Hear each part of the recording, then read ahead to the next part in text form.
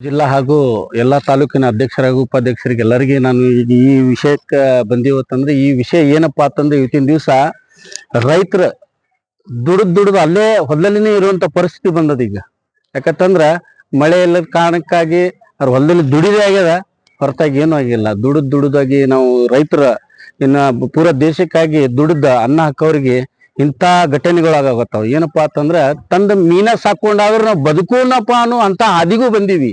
ಅಂದ್ರೂ ಆ ಮೀನುಗಳನ್ನ ಸರಿಯಾಗಿ ಫುಡ್ ಕೊಡ್ಲಾರ್ದೆ, ಸರಿಯಾಗಿ ಕಂಪ್ನಿಗಳು ಸರಿಯಾಗಿ ಫುಡ್ ಕೊಡ್ಲಾರ್ದೆ ಆ ಮೀನುಗಳು ಸಾಯಿಗಾತಾವ. ಆ ಮೀನು ಸಾಯೋದ್ರಿಂದ ಆ ರೈತನು ಇದ್ದು ಇರ್ಲಾರ್ದಂಗೆ ಆಗ್ಬಿಟ್ಟದ. 10-12 ಲಕ್ಷ 20 ಲಕ್ಷ ಖರ್ಚು ಮಾಡಿ ಒಂದು ಗುಂಡೆಯನ್ನು ಕಟ್ಕೊಂಡು ಅದರೊಳಗಡೆ ಮೀನ ಬಿಟ್ಟು ಹೊಂಡವನ್ನು ಕಟ್ಕೊಂಡು ಅದರಲ್ಲಿ ಮೀನು ಬಿಟ್ಕೊಂಡು ಅದರಿಂದ ಆದ್ರೂ ಉಪಜೀವನ ಮಾಡ್ಕೊಳ್ಳೋಣಪ್ಪ ಅನ್ನೋ ಪರಿಸ್ಥಿತಿ ಬಂದ್ಬಿಟ್ಟದ. ಈ ಸರ್ಕಾರ ಯಾವುದು ಅದಕ್ಕೋಸ್ಕರ ಸಾಲ ಮನ್ನಾ ಕೂಡ ಮಾಡಿಲ್ಲ. ಆ ಸಾಲ ಮನ್ನಾ ಕೂಡ ಮಾಡ್ಲಿಲ್ಲ ಕಾರಣಕ್ಕ ಪ್ರತಿ ಬ್ಯಾಂಕ್ನವ್ರು, ಎಲ್ಲಾ ಬ್ಯಾಂಕ್ನವ್ರು ಅವ್ರು ನೋಟಿಸ್ ಒಂದಿರುವ ನೋಟಿಸ್ ನಮಗ್ ಬರ್ತಾ ಇದಾವೆ. ಆ ಬರೋದ್ರಿಂದ ಆ ಸಾಲ ಆದ್ರೂ ನಮಗ್ ಮನ್ನಾ ಮಾಡ್ಲಿ ಅಂತ ಹೇಳಿ ನಾವು ಜಿಲ್ಲಾ ಅಧಿಕಾರಿಗಳಿಗೆ ಹಾಗೂ ಮಾನ್ಯ ಮುಖ್ಯಮಂತ್ರಿ ಸಾಹೇಬರಿಗೆ ಹಾಗೂ ಈ ಕೃಷಿ ಇಲಾಖೆ ಸಾಹೇಬರಿಗೆ ಎಲ್ಲರಿಗೆ ನಾವು ಈ ಮನವಿಯನ್ನ ಇವತ್ತು ಮಾಡ್ಕೊಳಕತ್ತೀವಿ.